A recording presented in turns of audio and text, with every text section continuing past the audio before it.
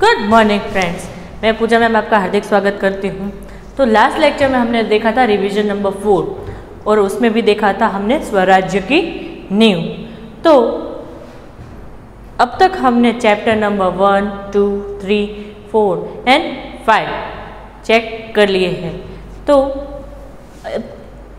इससे आगे बढ़ना है। चैप्टर नंबर 6 मेरी बीमारी श्यामा ने ले ली। तो इसमें हमें पता है कि जो हरिवंश राय बच्चन है उसके बारे में हमें यहाँ पे अपनी आत्मकथा में से उस हरिवंश राय जी बच्चन ने लिया है और उसमें उनकी पहली पत्नी कौन है? श्यामा। उसके बारे में हमें यहाँ पे बताया है। तो हरिवंश राय जी की कितनी पत्नियां?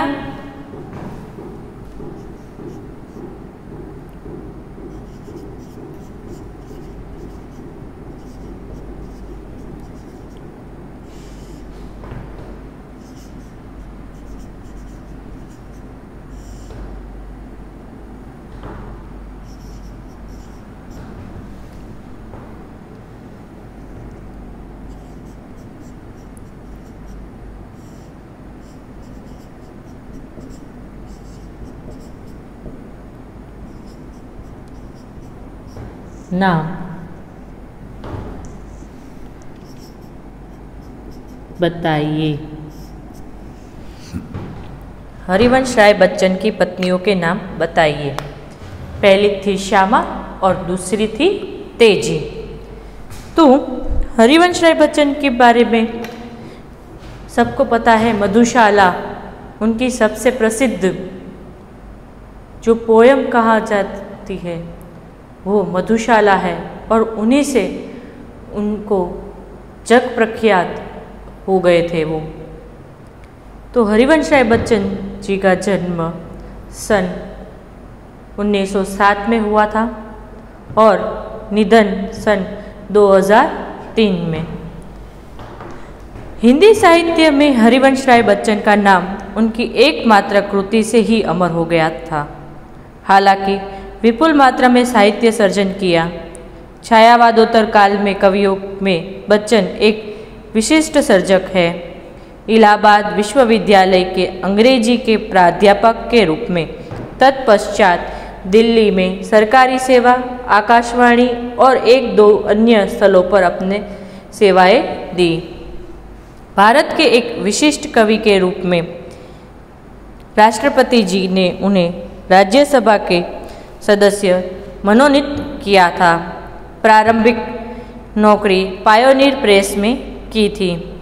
मधुशाला की कवि के रूप में बच्चन जी को इतनी शोहरत मिली कि उनकी मधुशाला का सभा सम्मेलनों में, कवि गोष्ठी आदि में होता था। लोग बड़ी संख्या में उमड़ते थे। कैम्ब्रिज यूनिवर्सिटी से जॉन पेट्स नामक कवि के समग्र वाग्मय पर आपने पीएचडी की है। केंद्रीय मंत्रालय दिल्ली में आपने हिंदी विशेषज्ञ के रूप में भी अप्रतिम कार्य किया है। आपको कई पुरस्कार जैसे कि सोवियत लैंड पुरस्कार, साहित्य अकादमी पुरस्कार और पद्म विभूषण आदि प्राप्त हुए हैं। तीर पर कैसे करूं मैं आज लहरों का निर्माण और इस पार प्रिय तुम मधु है, उस पार न जाने क्या होगा जैसी काव्य पंक्तियाँ आज भी लोग की जबान पर है। मधुशाला, निशा निमंत्रण, सप्तरंगिनी, मिलन यामिनी, आकुल अंतर और एकांत संगीत नामक इनकी सुप्रसिद्ध काव्य संग्रह हैं। तो क्या भूलूं क्या याद करूं, नीड का निर्माण, फिर बसेरे से दूर और 10 द्वार से सोपान तक शीर्षक से 4 खंडों में लिखी आपकी आत्मकथा है। मेरी बीमारी श्यामा ने ली आत्मकथांश है जो क्या भूलूं क्या याद करूं में से लिया गया है। बच्चन जी की प्रथम पत्नी का नाम श्यामा था जो सही अर्थ में एक आदर्श जीवन संगिनी थी। श्यामा की बीमारी उसकी खुद की न होकर बच्चन जी की थी। जो सेवा करते करते ले ली गई थी। बच्चन जी का यह मंतव्य श्यामा की पति भक्ति, कर्तव्यपरायणता और निष्ठा का प्रतीक है। प्रस्तुत आत्मकथा अंश श्यामा की बीमारी का दर्दनाक और कारुण्य सभर निरूपण मिलता है, तो दूसरी ओर कवि की भावुकता और संवेदनशीलता का प्रकटीकरण मिलता है। क्या भूलूं क्या याद करूं हरिवंश राय जी की आत्मकथा है। हिंदी के इस सुप्रसिद्ध कवि ने अपने संस्मरण बड़े ही रोचक ढंग से आलेखित किए हैं। कवि अपने जीवन की घटना के साथ उस युग का चित्रण भी देते हैं। प्रस्तुत अंश क्या भूलूं क्या याद करूं में से लिया गया है। इसका शीर्षक मेरी बीमारी श्यामा ने ली विषय वस्तु का भी निर्देश करते हैं। यहाँ पे हमें पता ही चल जाता है कि मेरी बीमारी श्यामा ने ले ली। इस विषय वस्तु के टाइटल पे से हमें पता चल जाता है कि इस कहानी में क्या होगा।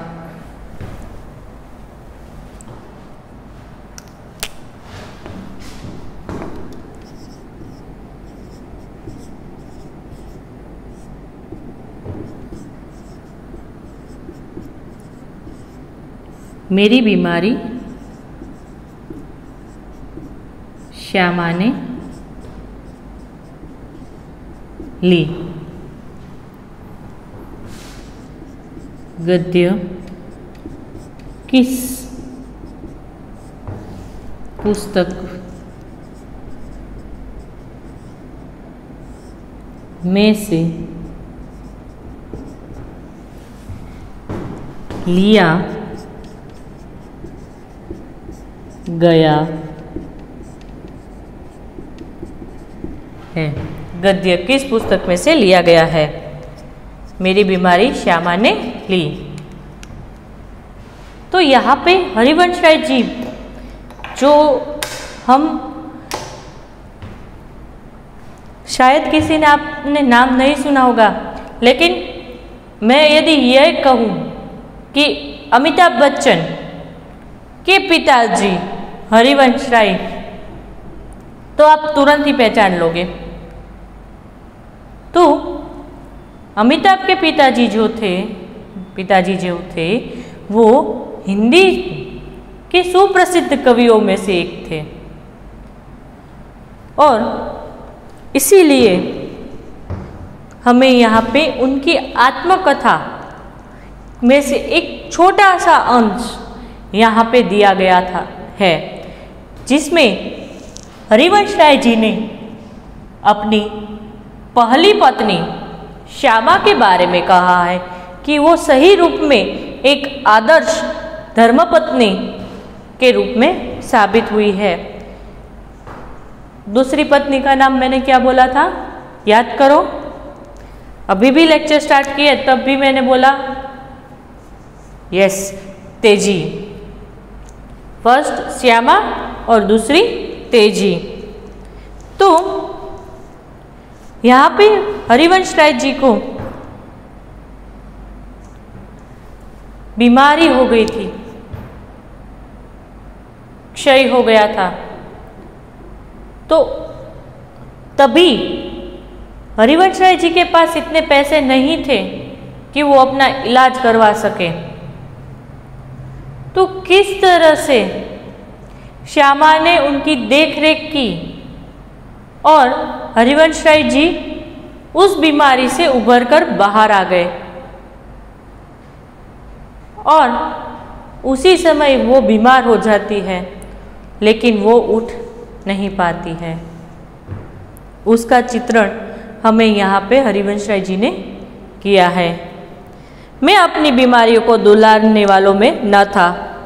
सच कहूँ तो मैं अपनी बीमारियों के प्रति प्रायः ही निर्भर था। शायद मैंने गांधी जी के ही लेख में कहीं पढ़ा था कि बीमार होना अपराध है। हमें जो शरीर दिया गया है उसे हमें स्वस्थ न रखे तो हम अपराधी तो है ही। मैं इस तर्क को कुछ और आगे ले गया था। यहाँ पे हरिवंश राय जी कह रहे हैं कि मैं अपनी बीमारी को सहलाने में नहीं था कि मुझे हाथ दर्द है तो मैं ये नहीं कर पाऊँगा, सिर दर्द है तो मैं आज सोऊंगा, मैं पढ़ाई नहीं करूँगा या पढ़ाई नहीं करूँगी, ऐसा कुछ नहीं है।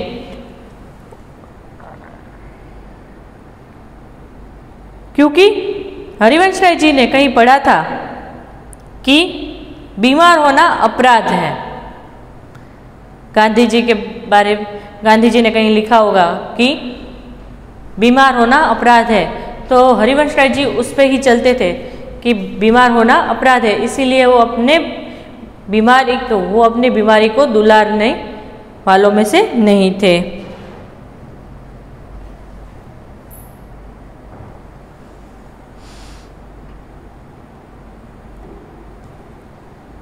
अपराधी को दंड देना चाहिए। मुझे जब कभी छोटी मोटी बीमारी होती, जुखाम, बुखार, खांसी, सिर दर्द, तो मैं खाट पर न लेटता और भी अपने से काम लेता।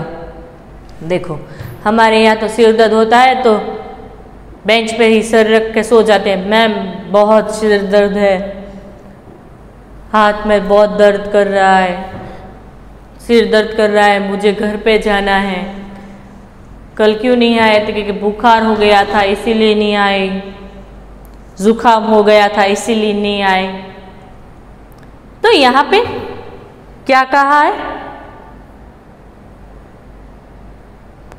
कि जब कभी मुझे छोटी मोटी बीमारी होती, जुकाम, खांसी, बुखार, तो मैं आराम नहीं करता था और बल्कि ज़्यादा अपने शरीर से काम लेता था।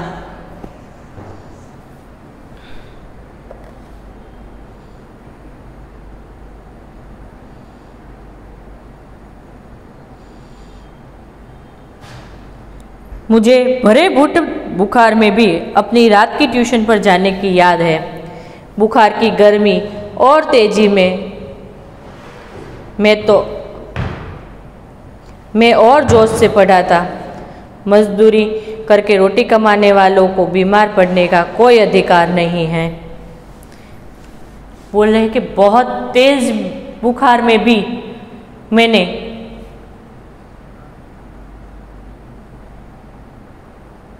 रात की ट्यूशन मैंने करवाई थी। और हम जैसे गरीब लोगों को बीमार होने का कोई अधिकार नहीं है, क्योंकि कई ऐसे गरीब लोग होते हैं जो दिन भर कमाते हैं तभी वो रात का खाना खा पाते हैं। तो यहाँ पे हरिवंश राय जी इसी तरह से बोल रहे हैं कि हम जैसे गरीब लोगों को, दिन में कमाने वाले लोगों को बीमार होने का कोई अधिकार नहीं है। बीमारी अमीरों की हरमज़दगी है, गरीबों को उससे अपने पीछे न लगाना चाहिए। लिखने में तो उच्चा बुखार मुझे सब तरह से सहायक, प्रेरक और प्रोत्साहक लगा। एक तरह की आग जिससे मेरी अनुभूतियों में ताप आता, जिसमें गल पिघल कर मेरे हृदय ढलता। एक तरह की भट्टी जो मेरे विचार, भाव, कल्पना को उबाल देकर उच्छलित करती। यह तो मैं नहीं कहूँगा कि बुखार में मुझे अदबदा कर लिखता था, पर अगर मैं लिखना चाहता तो बुखार मेरे लिए कोई बाधा नहीं बन सकता था। हल्के बुखार में तो मेरे सारे काम हंसता मामूल होते रहते। कोई मेरे बदन छूकर कभी कहता था कि तुम्हें तो बुखार है, तो मैं पट से जवाब देता, हाँ बुखार है और मैं भी हूँ।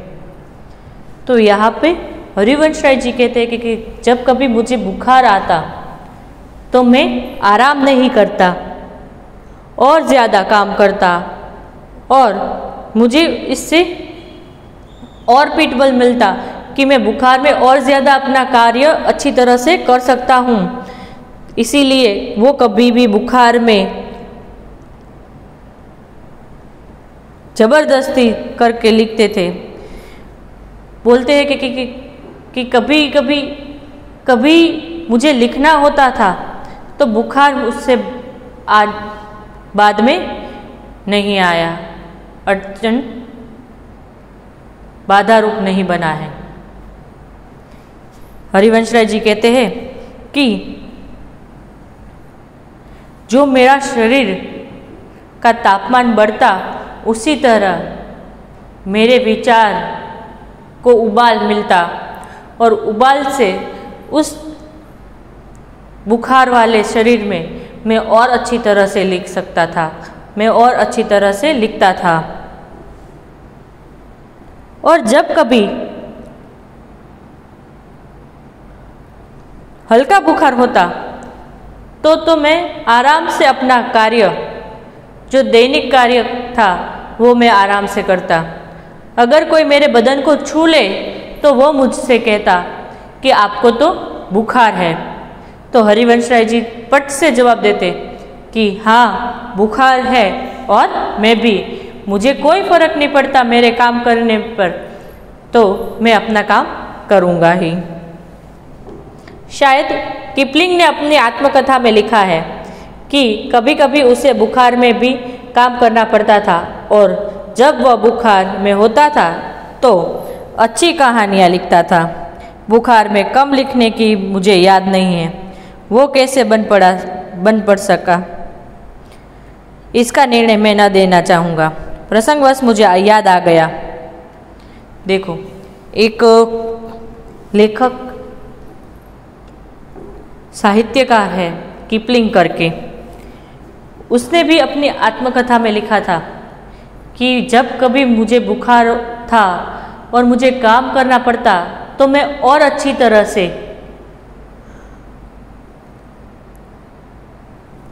तरह से कहानियाँ लिख सकता था। इसीलिए यही कदम की राह पर हरिवंश राय जी चलते थे और जब कभी दो सबसे बड़ी कविता सातरंग को नोबेल पुरस्कार ठुकरा देने पर दो चट्टान और सिसिफक्स बक्स हनुमान मैंने प्लूरिसी में पढ़े पढ़े लिखी थी। देखो क्या कहते हैं कि दो चट्टान और सिसिफक्स बक्स हनुमान, फेफड़ों में पानी भर जाने की वजह से वो बीमार हो गए थे और उस बीमारी में उन्होंने ये दो बुक्स लिखी और दो चट्टान के लिए तो उन्हें नोबेल पुरस्कार भी देना था, लेकिन वो उन्होंने ठुकरा दिया था। बहरहाल जब मैं अपनी जवानी पर था, मुझे बीमारी पराजित न कर सकती थी। मैं ही अपनी जीत से बीमारी को पराजित कर देता था। बुखार सुखार आखिर कितने दिन तक चलता। विश्राम तिवारी कहा करते, मार के पीछे भूत भागे। मैंने अपने प्रयोग से सिद्ध किया, काम के पीछे बुखार भागे। तो यहाँ पे हरिवंश राय जी कहते हैं कि मैंने कभी भी बुखार सुखार में कभी भी अपने आप को नहीं रुका है, मैं अपना कार्य करता ही रहता हूँ। जैसे फेफड़ों में पानी भर जाने की वजह से भी वो उस समय पे भी दो बुक्स लिख डाली, तो उन्होंने विश्राम तिवारी जी की कई बात उन्हें याद आ गई और उसमें अपना जोड़ दिया कि काम के पीछे बुखार भागे। काम करते जाओ, अपना मन डाइवर्ट कर दो तो कुछ भी हम भूल सकते हैं।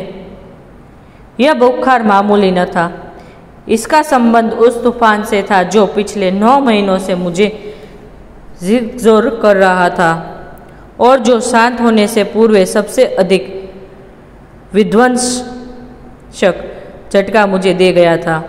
स्कूल बंद था, ट्यूशन पर मैं जाता था, उनकी आमदनी की मुझे ज़रूरत थी। किताबों की बिक्री अभी नियमित नहीं थी, कर्ज सिर पर चढ़े थे। बुखार 10 दिन चला, 20 दिन चला, महीने भर चला, 2 महीने चला, जुलाई आ गई।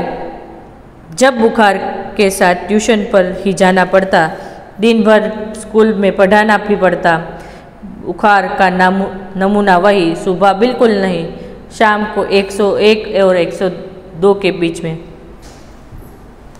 अब हरिवंश राय जी अपनी कथा में शुरू करते हैं कि मुझे एक बार बुखार हुआ था। यह बुखार मामूली न था, 2 महीने तक ये बुखार चला। पैटर्न सही, सुबह कुछ नहीं, शाम होते होते 101 और 102 बुखार। स्कूल बंद थी पहले तो, ट्यूशन से वो अपनी आमदनी करते और उनकी ज़रूरत भी थी उन्हें। तब वो कह रहे कि ये जो बीमारी थी वो मेरे लिए घातक बनने वाली थी।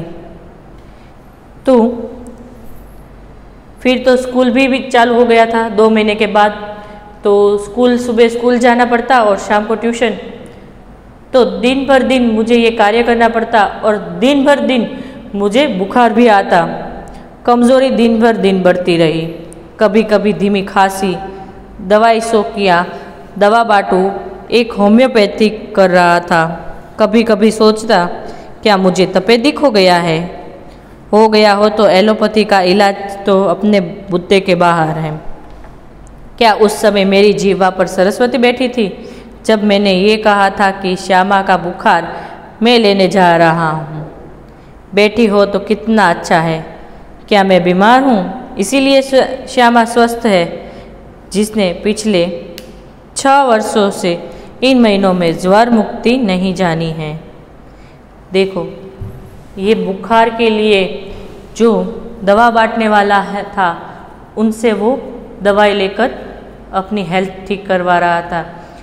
तो वो तब सोच रहे थे कि मुझे टीबी तो नहीं हो गया ना इतने दिनों से बुखार, क्योंकि अभी तो हल्की हल्की खांसी भी शुरू हो गई है। तो वो सोच रहे थे कि मुझे कुछ हो तो नहीं गया ना। तो वो ये सोच रहे थे कि कई बार हम जो बोलते वो सही हो जाता है। तो एक बार शायद वो श्यामा की मस्ती कर रहे होंगे, तब कहा था कि मैं श्यामा की बीमारी मैं लेने जा रहा हूँ, क्योंकि इन महीनों में श्यामा को बुखार से आराम नहीं मिलता था। पर श्यामा को मेरी बीमारी भीतर ही भीतर खाए जा रही थी। उसने अपने इच्छा बल से जैसे अपने को स्वस्थ कर लिया था कि वह भी कहीं मेरी चिंता न बन जाए। उसके अतिरिक्त मेरी बीमारी शायद किसी को पता भी न था, क्योंकि सारे काम तो मैं सामान्य रूप से ही किया ही जाता था। गर्मी में तो सभी थोड़े बहुत दुबले हो जाते हैं। एक दिन उसने मुझसे कहा कि मैं डॉक्टर बीके मुखर्जी से अपना परीक्षा करवाऊं। वो ऐसा बोल रहे हरिवंश जी कि मैं बीमार था इसीलिए श्यामा स्वस्थ थी, क्योंकि उसने अपने आप को स्वस्थ कर लिया था कि वो भी बीमार हो जाएगी, हरिवंश बच्चन भी बीमार हो जाएगी, तो कौन किसकी सेवाएं करेगा।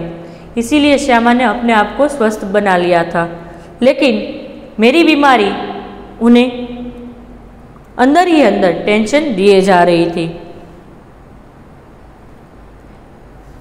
क्योंकि इतने दिनों तक बुखार था, लेकिन वो सामान्य रूप से अपना कार्य जो करते थे वो तो करते ही आ रहे थे, लेकिन वो कमज़ोर होते जा रहे थे। तो बोले कि गर्मी में तो थोड़े बहुत सभी लोग दुबले हो जाते हैं। तो यहाँ पे एक बार श्यामा ने कहा कि आप डॉक्टर बीके मुखर्जी के पास जाकर अपना चेकअप करवा लो। मैंने टाल मटोल की तो उसने ब्रह्मास्त्र छोड़ दिया। मैं जब तक अपने डॉक्टर को न दिखलाऊंगा वह खाना नहीं खाएगी। ब्रह्मास्त्र तो मानना ही था। डॉक्टर मुखर्जी को भय था कि मुझ पर क्षय का आक्रमण हुआ है। नुस्खा उन्होंने लिख दिया और कुछ दिन चिंता मुक्त होकर पूरी तरह से आराम करने को कहा। नुस्खा मुझे मौत का परवाना लगा। क्या मेरी विदा का समय आ गया? जब श्यामा ने कहा कि आप डॉक्टर मुखर्जी को दिखा के आओ, तब श्यामा को बहाने बनाने लगे, आज जाऊंगा, कल जाऊंगा। लेकिन श्यामा ने एक बात बोली कि जब तक आप डॉक्टर को नहीं दिखाओगे तब तक मैं खाना नहीं खाऊंगी। तो ये बात तो हरिवंश जी को माननी ही थी, इसीलिए वो डॉक्टर के पास चले गए और डॉक्टर के पास चले गए। इसीलिए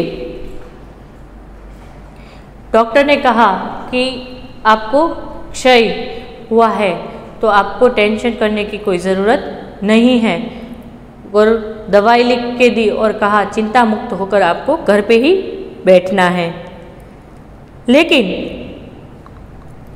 ये जो नुस्खा था वो हरिवंश राय जी को लगा कि मेरी मौत की परवानगी थी। वो सोचने लगे कि क्या मेरी मौत का समय आ गया है, क्या मैं इतने ही दिन के लिए आया था, इतने ही गाने गुनगुनाने थे, केवल इतना श्रम संघर्ष करना था, इतने ही दुख संकट उठाने थे।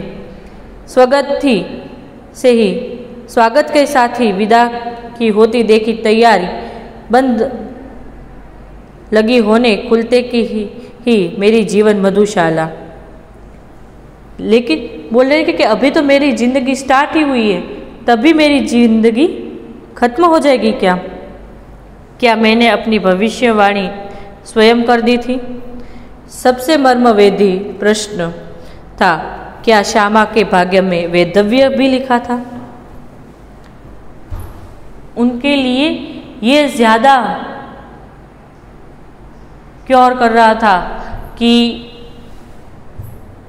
उनको टेंशन दे रहा था कि यदि मैं मर जाऊं तो इतने ही समय के लिए मुझे जिंदा रहना था, और मेरे जाने के बाद श्यामा विधवा हो जाएगी।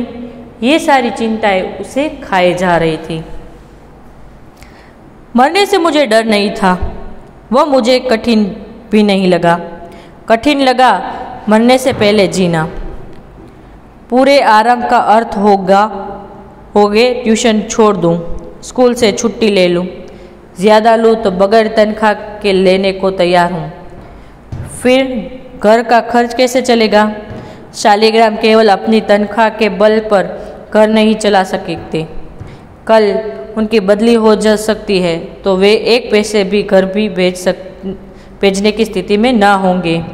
महंगी महंगी दवाएं कहाँ से आएगी? किताबों की आमदनी अनियमित और अनिश्चित है। कर्ज भी अदा करने को कम नहीं था। हरिवंश राय जी कहते हैं कि मुझे मरने से डर नहीं लगता है, लेकिन सबसे पहले मुझे आराम करने को बोला है, पूरा आराम करने को बोला है, तो उससे मुझे क्या करना पड़ेगा? ट्यूशन छोड़ देना पड़ेगा, स्कूल में से छुट्टी लेनी होगी। अगर ज़्यादा दिनों की छुट्टी लूँ तो मुझे तनख्वाह नहीं मिलेगी, तनख्वाह नहीं मिलेगी तो मेरा घर कैसे चलेगा? शालिग्राम माने कि हरिवंश राय जी के भाई की वेतन भी इतनी ज़्यादा नहीं थी, और कल सुबह उनकी बदली हो जाएगी तो वो घर पे एक पैसा भी भेज भी नहीं पाएंगे। और जो बुक्स की सेलिंग थी उनकी इनकम भी ठीक ठीक थी साथ ही, और इतनी महंगी महंगी दवाइयाँ लाना, तो ये सारा खर्च हरिवंश राय जी को नहीं परवड़ेगा, क्योंकि वही की कर्ज भी कम नहीं है चुकाने को।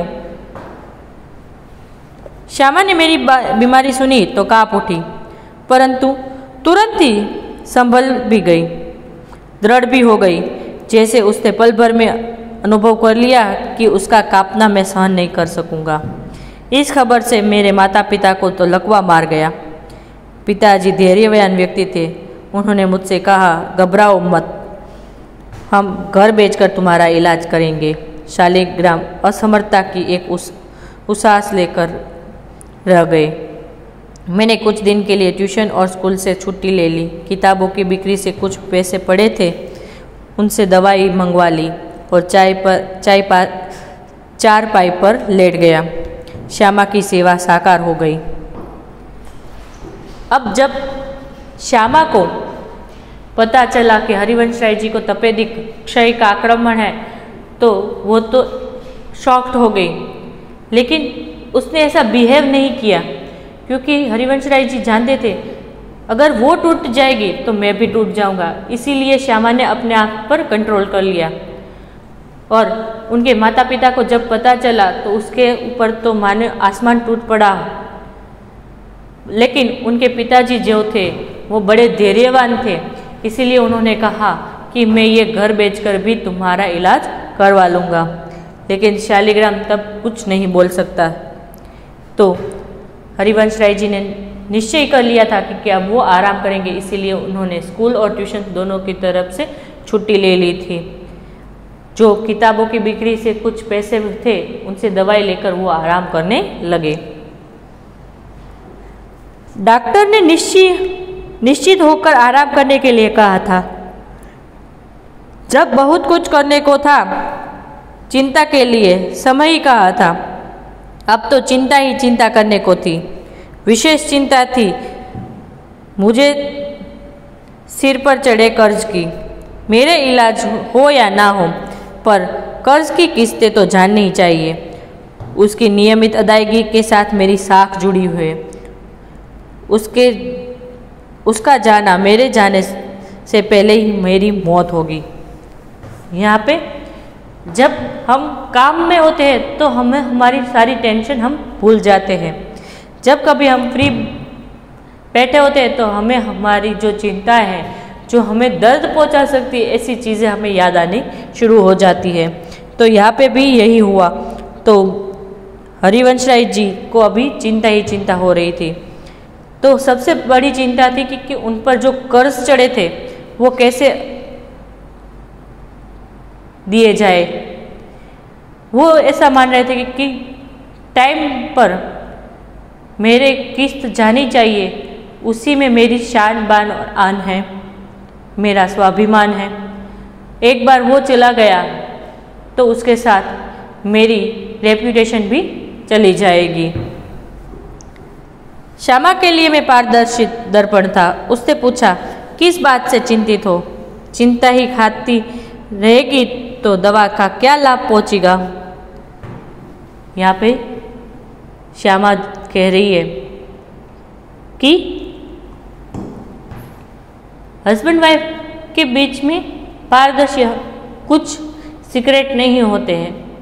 तो इसीलिए श्यामा ने पूछा कि आप क्या टेंशन कर रहे हो, बताओ मुझे। अगर टेंशन ही करते रहोगे तो दवाई का कोई असर नहीं होगा। मैंने कहा, टैक्स सोसाइटी के मुझ पर 400 कर्ज है, करीब 100 अन्य मित्रों के। उसने जो उत्तर दिया उससे मैं चौंक पड़ा और सहसा उठकर उसे घुरक कर देखने लगा, जैसे श्यामा को आज एक बार फिर से पहचानने की ज़रूरत हो। उसने कहा था, कर्ज तो मैं तुम्हारे मरने के बाद भी उतार दूंगी, तुम्हें इसकी चिंता छोड़ो। हरिवंश राय जी ने कहा, तकरीबन 500 रुपये का कर्ज मेरे सिर पर है। तो श्यामा ने कहा कि आपके मर जाने के बाद भी मैं ये कर्ज आपका चुका दूंगी, इसके लिए आपको टेंशन लेने की ज़रूरत नहीं। ये बात सुनकर हरिवंश राय जी को शॉक लगा कि श्यामा ऐसा भी बोल सकती है। मैं सोचने लगा, श्यामा ने वज्र ही अपने छाती पर रखकर यह वाक्य कहा होगा। मुझे चिंता मुक्त रखने को वह क्या नहीं कर सकती थी? मरने के लिए जो मैंने अपने आप को छोड़ दिया था वह मुझे एकदम गलत लगा। मुझे अपने लिए नहीं तो श्यामा के लिए जीने का संघर्ष करना चाहिए। श्यामा के लिए मैंने जीवन में कुछ नहीं किया, कभी करने का योग्य नहीं रहा। अब यदि मैं उसे ऐसी स्थिति में छोड़ जाऊं तो वह मेरे लिए मरने पर मेरे कर्ज उतारने की चिंता करके तो मुझसा जघन्य अपराधी कौन होगा? नहीं, मैं श्यामा के लिए चिंता नहीं छोड़ जाऊंगा।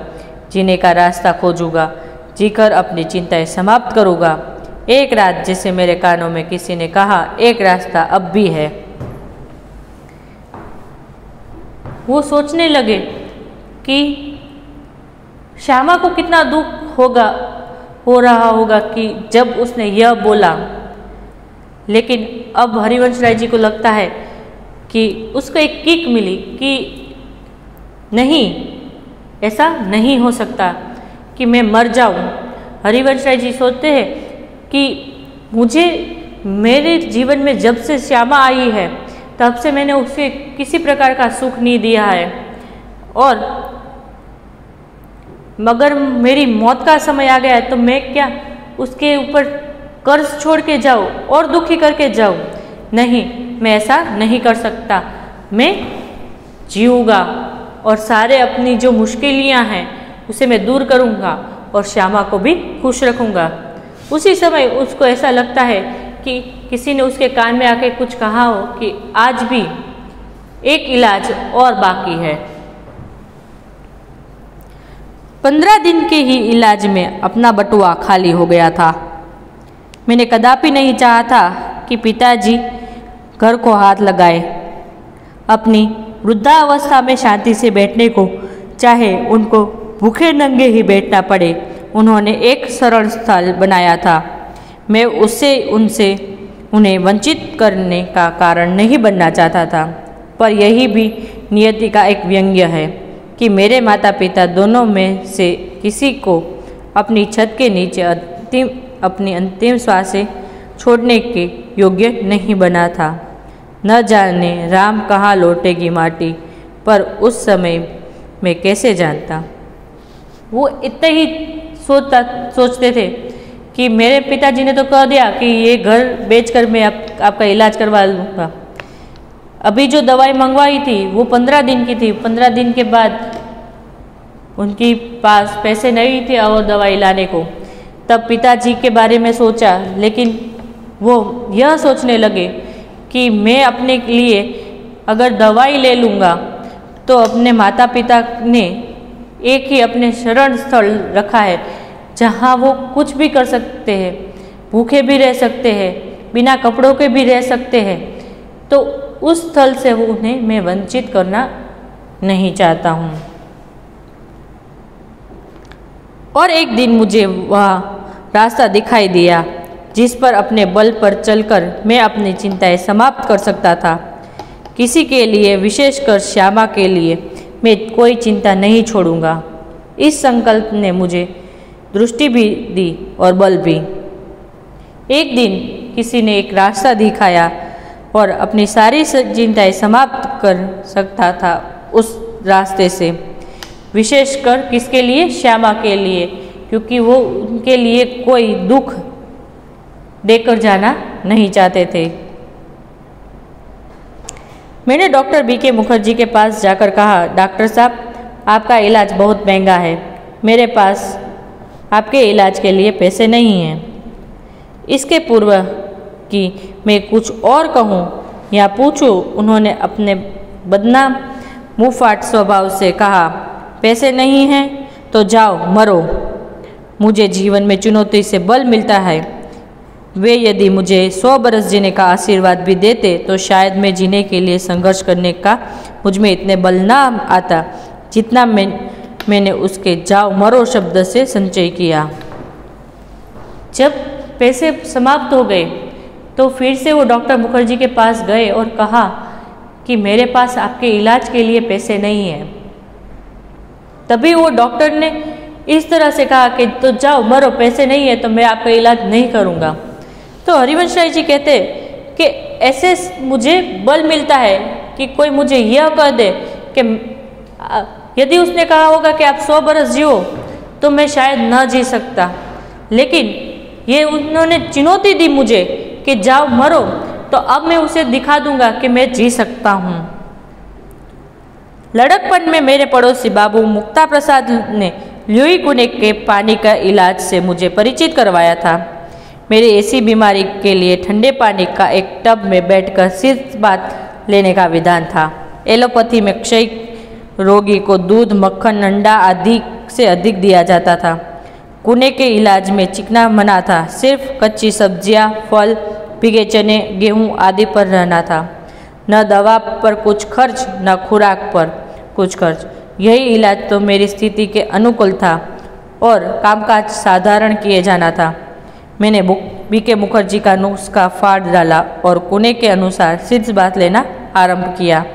तदनुसार खुराक आदि रखी। स्कूल भी जाने लगा, केवल रात वाले ट्यूशन छोड़ दी। उसका मुआवजा एक तरफ से किताबों की बिक्री से मिल जाता था। श्यामा ने मेरा विरोध ना किया। जीवन भर में किसी रास्ते पर भी चला, उसने स्वस्ति पंथा कहा और मेरे पीछे चली। मेरे स्नान चिकित्सा के संबंध में भी वो प्रतिदिन अपनी सेवा सहयोग देती रही। सबसे अधिक अपने इच्छा बल से वो मुझे अपने रास्ते पर न ठहरने दिए, न पीछे फिरने दिया। राह पकड़ तू चला चल पा जाएगा मधुशाला। लेकिन अपने अडिग इच्छा बल से उसने जो सबसे बड़ा सहयोग दिया और जो सबसे बड़े चमत्कार किया वो था कि जितने दिन मेरा इलाज चलता रहा उसने अपने सारे रोगों को जैसे कील दिया और कभी एक उंगली दुखने की भी शिकायत नहीं की। अब हरिवंश राय जी के पड़ोसी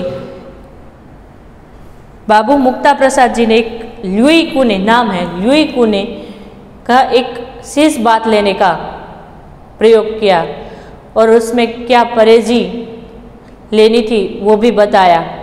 तो हरिवंश राय जी को लगा कि इसमें कुछ पैसे का खर्च नहीं है तो मैं ये कर सकता हूँ, इसीलिए उसने डॉक्टर मुखर्जी का जो दवाई की चिट्ठी थी उसे वो फाड़ डाली और इस ल्यूई कुने के प्रयोग वो करने लगे। हुआ भी ऐसा कि ल्यूई कुने के काम से वो अपने जो कार्य थे वो सामान्यतः वो करने लगे थे और उन्होंने अपने सारे कार्य सुबह स्कूल जाने लगे। एक था कि रात की ट्यूशन उसने छोड़ दी थी पर उसका मुआवजा किताबों की बिक्री से मिल जाता था। लेकिन कभी भी श्यामा ने उनको ये नहीं कहा कि आपने ऐसा क्यों कहा। हरिवंश राय जी जो भी करते वो उनके साथ रहती और हरिवंश राय जी को अच्छा करने के लिए उसने अपनी इतनी सेवाएं दी कि इन दिनों में उसने अपने शरीर में जो दर्द था वो अपने आप सहती थी। कभी भी कुछ भी दर्द हो तो वो किसी को बता भी नहीं थी और इवन एक उंगली भी का दर्द हो तो वो भी वो नहीं बताती थी। शायद उसके प्रति इस निश्चिंता ने मुझे अपने रोग से लड़ने का जितना बल दिया उतना किसी चीज़ ने नहीं दिया। इस आत्मनियंत्रण, आत्मनिग्रह, इच्छा बल, हठ योग की समझ में नहीं आता। उसे क्या नाम दूँ? बड़ी महंगी कीमत उसे चुकानी पड़ी। अपने स्वर क्षय ज्वर से पूर्णतया मुक्ति हो जिस दिन मैंने सामान्य भोजन किया 15 अप्रैल 1936 को, ठीक उसी दिन वो चारपाई पर गिरी और फिर न उठी। 216 दिन बराबर रोगशैया पर पड़े रहने के बाद 17 नवंबर 1936 को उसने अपना शरीर छोड़ दिया। उसने अपनी इच्छा बल से, इतना परिश्रम से हरिवंश राय जी को अच्छा कर दिया। लेकिन जब हरिवंश राय जी अच्छे हो गए और सामान्य रूप से वो भोजन लेने लगे, उसी दिन श्यामा बीमार हो गई और वो चारपाई पर लेट गई। ठीक 216 दिन वो बीमार रही। हरिवंश जी कहते हैं कि जिस तरह से उसने मेरी सेवाएं की शायद मैं उस तरह से उसकी सेवा नहीं कर पाया, इसीलिए वो आज मेरे साथ नहीं है। श्यामा की ओर अपने विवाहित जीवन के अंतिम 18 महीने में मुझे और उसे दोनों को मौत के साथ संघर्ष करना पड़ा।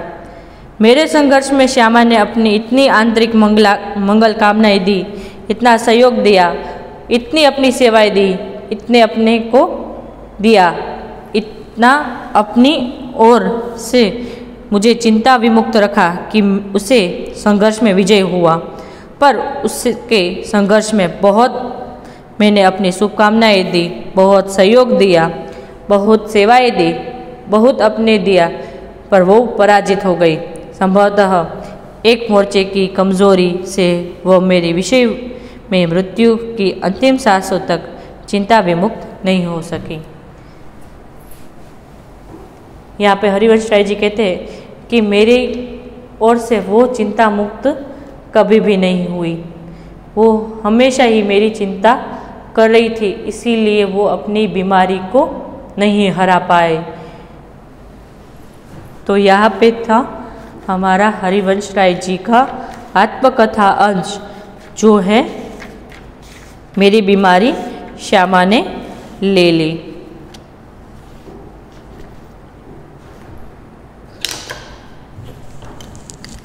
थर्ड क्वेश्चन,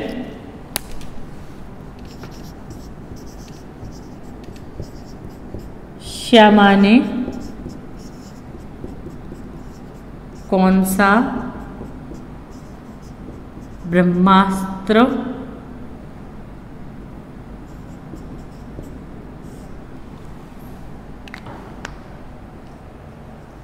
छोड़ा?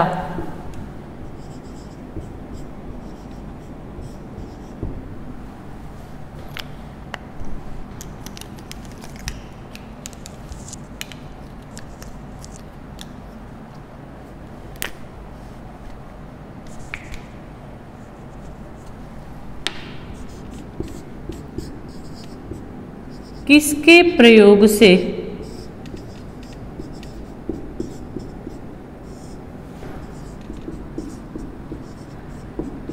हरिवंश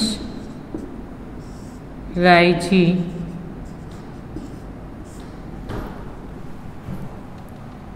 तपेदिक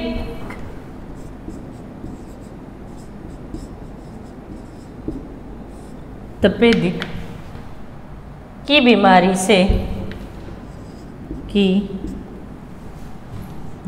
से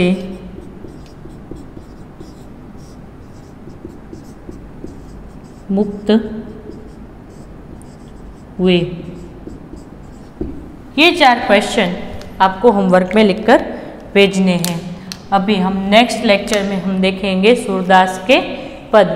तब तक के लिए goodbye and have a nice day.